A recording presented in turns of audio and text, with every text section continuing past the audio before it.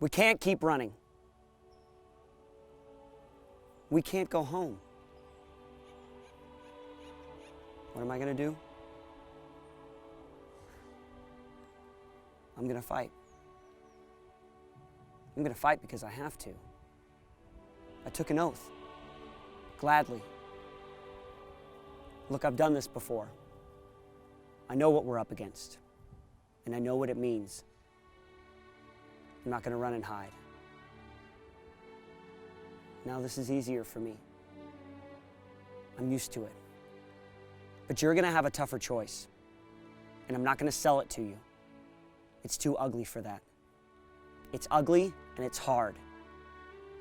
But when you're fighting in your own backyard and you're fighting for your family, everything hurts a little bit less. It makes a little more sense. Because to them, this is just some place. They were ordered to come here. They might even like it here. But we live here. This is our home. And we've had it pretty easy up until now. We inherited our freedom. Now it's time to fight for it.